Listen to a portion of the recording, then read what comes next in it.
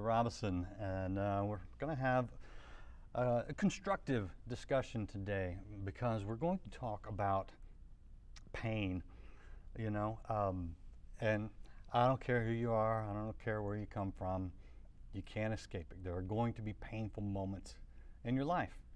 And I will say right now, I don't believe that God causes the pain. But I do believe that sometimes He allows us to go through difficult things to refine us.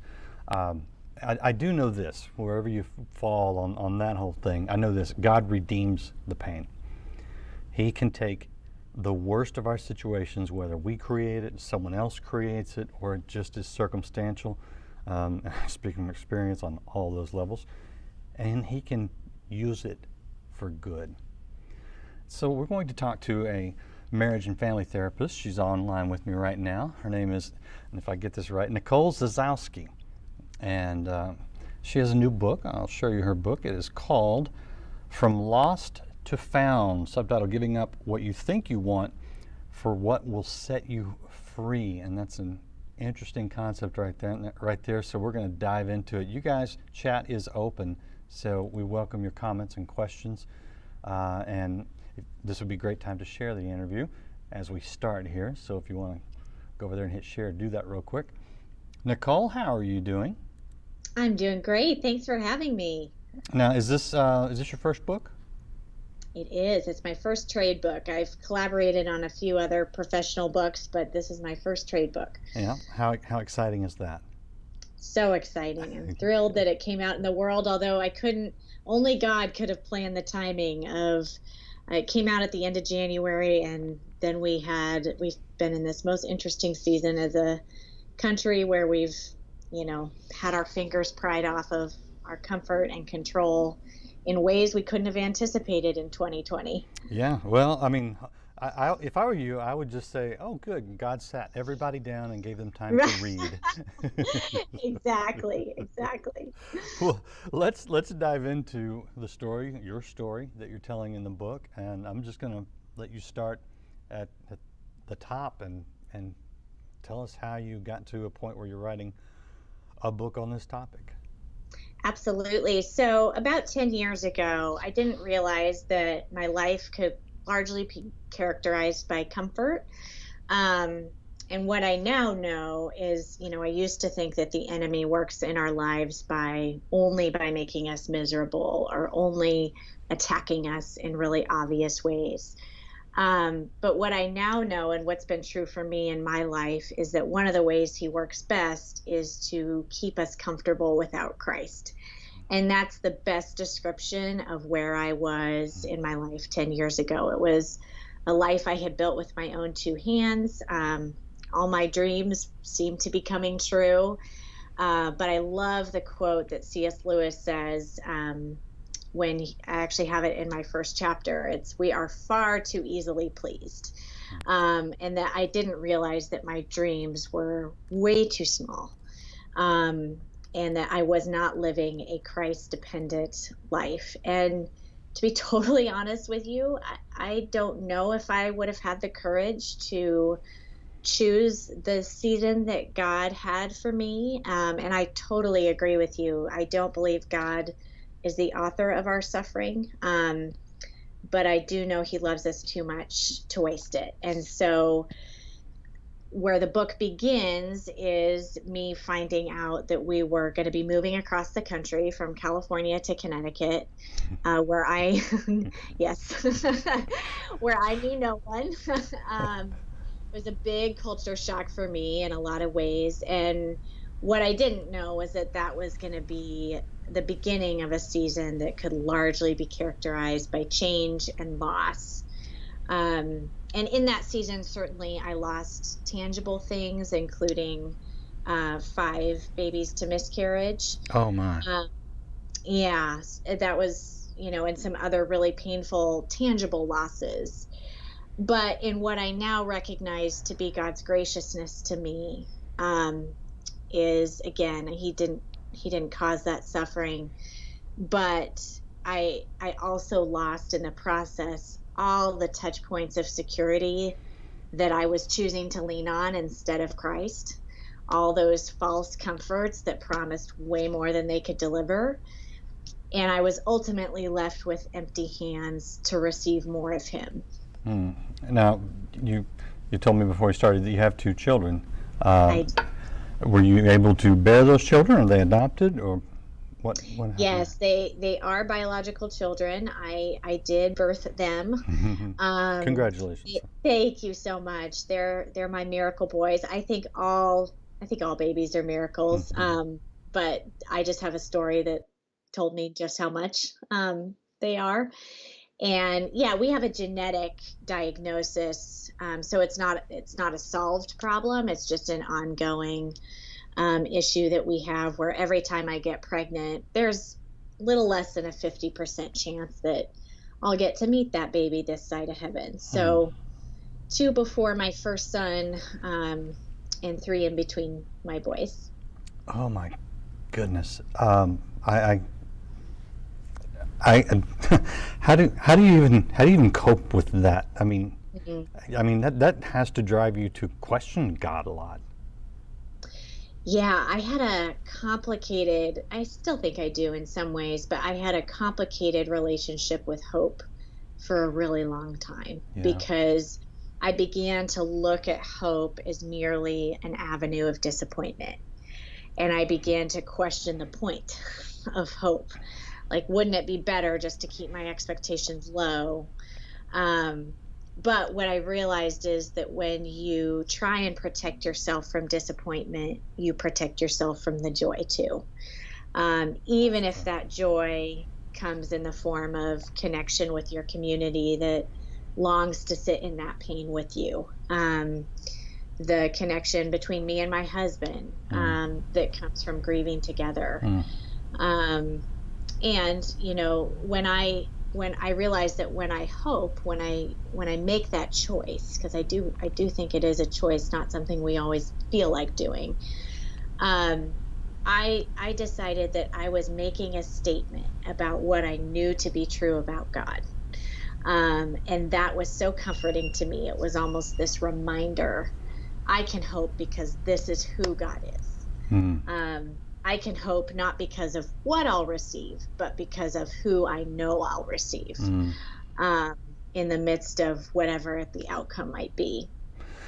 At what point in that whole traumatic process did you go from from leaning on your external things that you talk about to really pushing in close to God? I think it probably went in a couple several different cycles, Sure. but I know that when I first moved to Connecticut, I thought, okay, I'll just rebuild. I'll rely on, for me, what those supports looked like, the things I was tempted, I call them placeholders or coping mechanisms. I relied on my own performance, my own perfectionism, and control. I sort of had this idea that I could outwork my problems and my pain. If I just worked hard enough, I could prove myself and make it go away. And for me, what that pain mainly was feeling powerless and inadequate and unworthy. And they stopped working for me.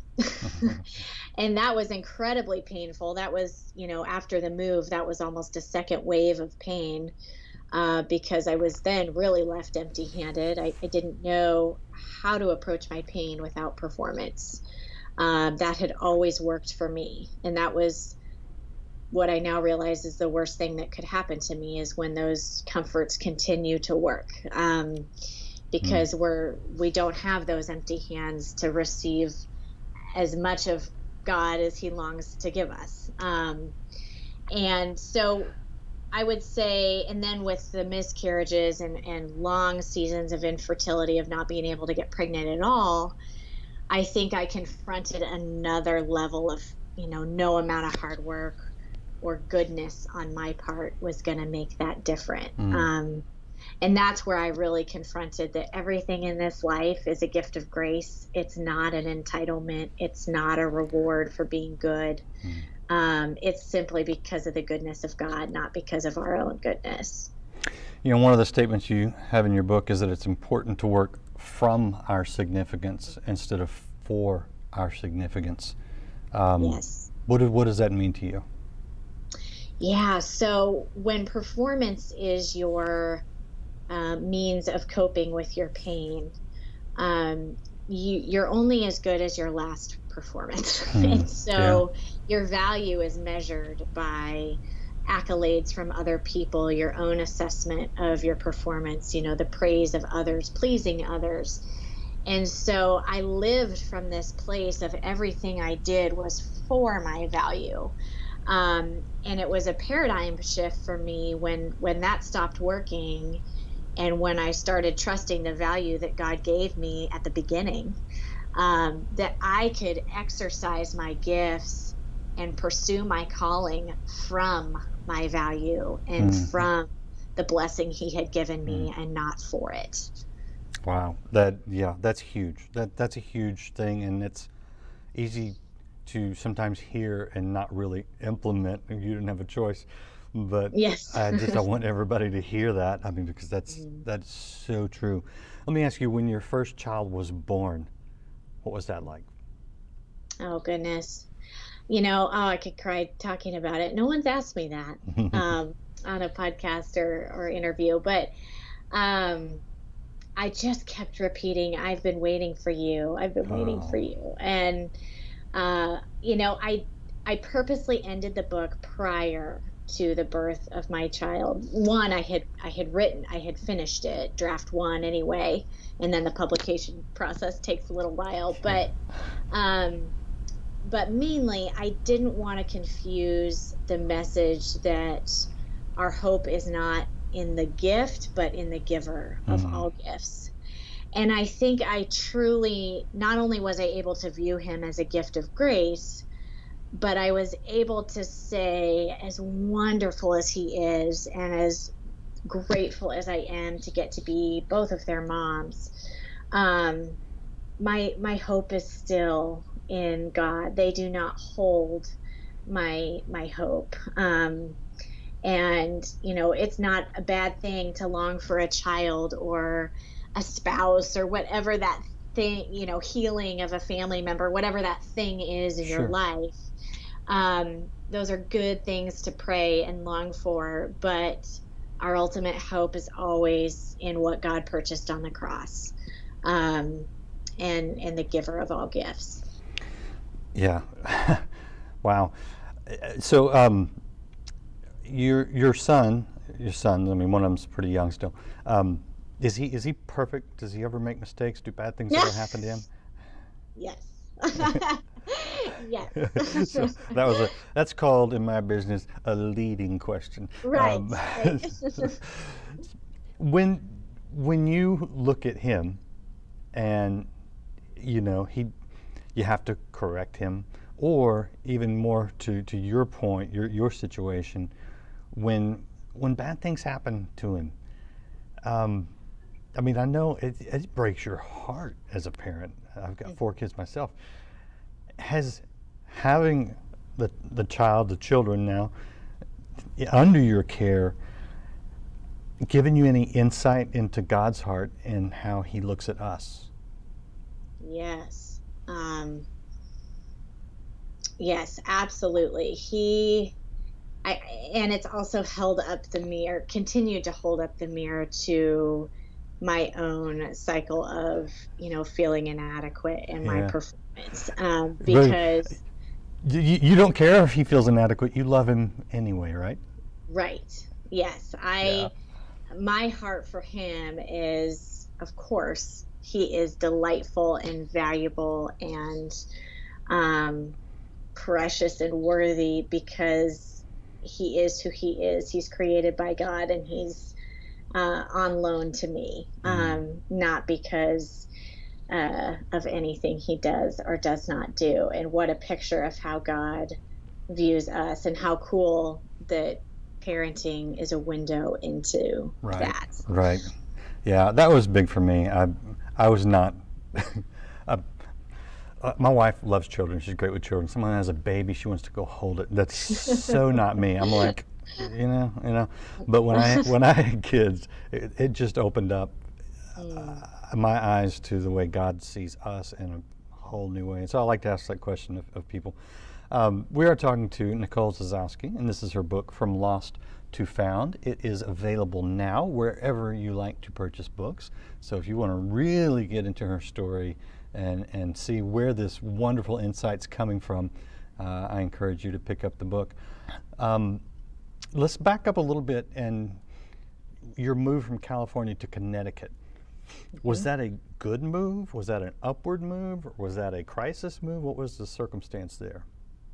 Yeah, so for my husband, it was for his job, and he had always dreamed of being on this particular team. He works for the Walt Disney Company, and ESPN. So he is in a group that, because Disney owns ESPN, he's in a group that does work for both of them.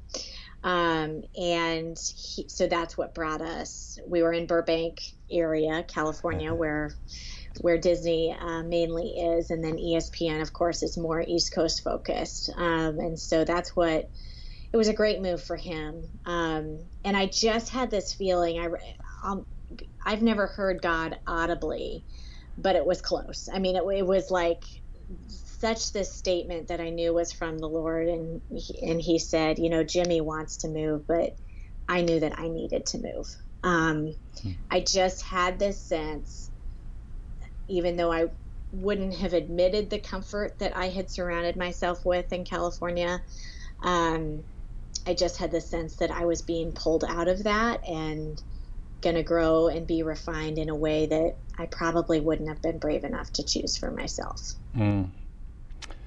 So how did you come to any sense of security and safety in the whole change that happened? Because cheating, I'm looking at your notes, and they say that's a part of your story, is finding the safety and security in a change, a new place. Yeah, so I think there were a couple things. Location-specific security. I think a passage that often comes to mind is Jeremiah 29, and the verse we love to focus on is, "For I know the plans I have for you, declares the Lord, plans to prosper you and give you a hope in the future." Sure. The context of that chapter is oh no, don't go to context. That I know. It always ruins it, doesn't it? But the context, I love that the Israelites are in this place that they wouldn't have chosen. They're in this holding pattern, mostly because prophets have been telling them, just hang out, the good stuff is coming, just camp. But they weren't engaging with the culture around them. Jeremiah comes in and he says, plant fruit trees, which might take years to yield fruit, and he's basically saying, bless the people around you, put down roots. And so part of what brought me security is realizing, I am not here to be a consumer. I am here because God has called us here.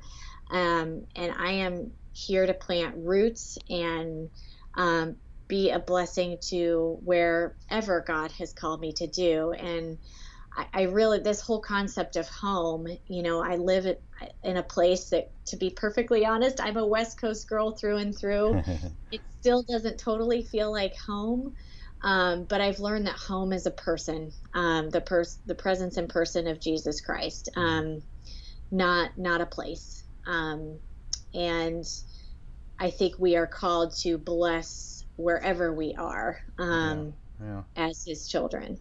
Yeah. So now when you read the scripture, we're strangers, right, in this world, you go, yeah, I know what that feels like. Yes, that resonates. Right. Okay, so as a licensed therapist, are you actively working in counseling right now? Yes, I'm between sessions right now. Oh, are you really? Nice. Okay. Can you help me? Can you help me with? No, I'm kidding. I won't. My wife's great. You should help my wife, not me. So tell me a little bit about how all of that has played into your sessions. I mean, surely you're dealing with issues that you've been through or that you can relate to. How how has your transformation played into how you counsel people? Yeah. So part of what I share in the book is that I have always been passionate about helping other people find peace and joy outside of circumstance. But what I didn't realize for a very long time until the story in this book is that I was personally missing out on the freedom that I was so passionate about helping other people find. Mm. And so I want to believe, and I'm sure this is true, that God has taken me on my own redemption and transformation story, that just gives me more compassion for how hard this work is, to let go of those things that we want, to have courage to let go of those so that we can receive what's actually going to set us free. In this last season, I think so many of us, in different ways, I think we've all experienced this season differently, but 2020 has brought about so many opportunities to pry our fingers off of what we think we want. And whether that's control, whether that's financial security or upward mobility, or, whatever that might be, that we have all gotten a dose of what that feels like. And I really think there's an invitation there. Mm-hmm. What if 2020 isn't canceled and, a throwaway year, but what if there's treasure to be found in the wake of what's been broken and lost? Yeah. Are you getting a lot of that in your counseling sessions? Are you counseling people that are struggling with their marriage or with their situation because of the loss? Yes, absolutely. I think, pain that we've been feeling for a long time gets resurrected, but certainly many people for the first time are confronting things they cannot change. No amount of money or hard work or goodness on their part is going to make it different. And so that's when we realize our Savior's not ourselves. It's Jesus Christ. Okay, so are you a Christian counselor, and so do you talk about that in your sessions? Depends on the client. A lot of my clients are believers, and would consider themselves Christians and want to incorporate that in conversation, but not all. So I'm curious, just how do you talk to the ones who don't know God, don't want God in the conversation? Do you sneak some biblical principles in there anyway? Yeah, so that whole concept that we were talking about earlier, for example, of operating from your value instead of for it. Yeah. Obviously, I know that our value comes from Christ, but I just slip that message in there and pray that someday they know the source of that value. That's awesome. That's interesting. That's a tightrope to walk there, in dealing with people. When you talk about some of the protective behaviors, have you kind of outlined some of those in simple ways that people can maybe identify in their own lives? Yes. So this comes from the model of therapy that I practice that's actually was started by my friend and mentor, Dr. Terry Hargrave. And basically there are 4 main buckets of ways that people tend to cope or react, or to protect themselves from pain.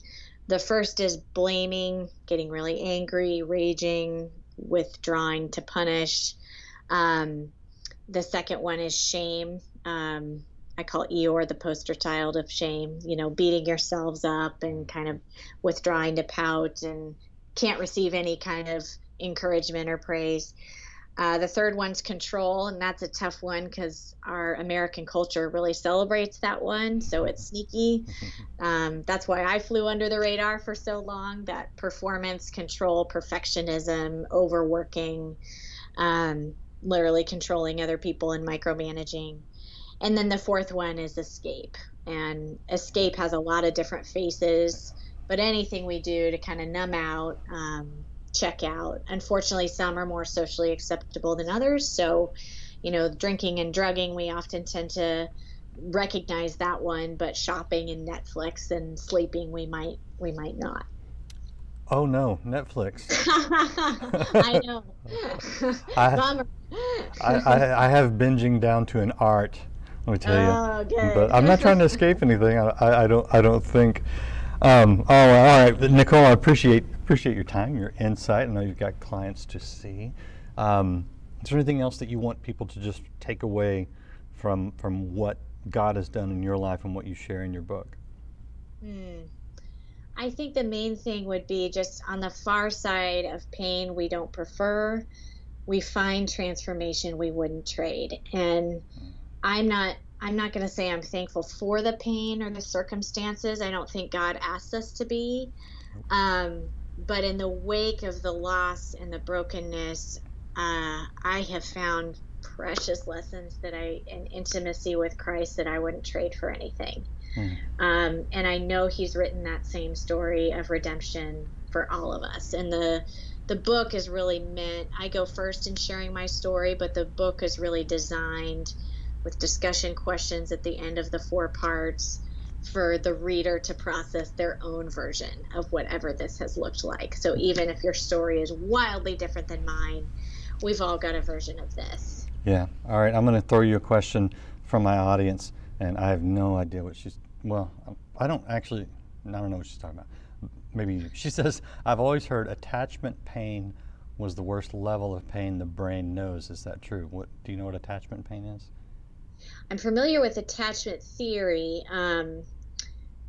So when there's a rupture in attachment, usually to our primary caregivers growing up, like our parents, the parents tend to be the original programmers of whether or not we feel loved and whether or not we feel safe. And so those, I'll put it in a little bit different language. All pain comes from a violation of either love or trust. And so those 2 pillars need to be there. If there's been a major violation in either one of those, then that would result in some pretty significant pain about our identity and sense of security. If someone's struggling with that and they don't live in your area of Connecticut, what do you suggest they do? So I think very highly of my colleagues who practice restoration therapy. And I think the website restorationtherapytraining.com has a list of therapists. There's quite a few in Texas, for instance. It has a list of therapists that practice the way that I do. Okay, good. So people can check that out. And Yes. also want people to check out your website. Yes. It is, let's see, is it .com or .org? It is NicoleZasowski.com. And you've got Nicole right there. Let me show, you can see, people can see right now, Nicole, but you don't have Zasowski spelled out. So let's see. I can make it difficult. It's Zasowski. Yeah. Oops. So pretty phonetic, but the S is pronounced like a Z. So NicoleZasowski.com, or I'm on Instagram if you want to connect with me there, Facebook. Great. So check that out. And the book is actually a great way to process some of those love and trust violations as well. Okay, good. And there's her name right there on the book, so you can spell that. Yes. Check that out. All right. Well, Nicole, I appreciate, again, your insight. I appreciate you taking the time to share. And good luck in Connecticut. Y'all going to stay there, you think? Or is there any going back? For the time being, we're actually moving to a new house this summer. So deeper roots are being planted. So we'll see. Great. Yeah, I know. I'm going to get sidetracked because I am a TV guy, but I know ESPN they went through some layoffs several years ago. Yes. And I know television right now, especially sports, is hurting bad with no sports going on. It's an interesting time. Dynamic business. Somehow I sense that you don't worry about that as much anymore because you know where your hope comes from, and exactly. That's awesome. Exactly. Great. Thanks again. I really appreciate it. And I'll show you. Thanks for having me. I'll show you her book one more time. Nicole Zasowski, right there, From Lost to Found. Do check that out, and be sure to share this interview wherever you're at. And if you haven't subscribed or followed wherever you're watching, do that so you can see more interviews. I've got so many good guests. Tomorrow I have Anthony Evans scheduled, and you probably know him, the singer from The Voice, and an all-around great guy, and we're going to find out what's going on with him musically, which is always interesting to me. But we are going to dive into some of the tough issues that are facing our country right now, and so hopefully that'll be a productive conversation. I am committed to try to press and learn and understand and listen. And so join us again tomorrow with Anthony Evans, and I will see you again next time. Join us every day right here on Life Today Live. God is the God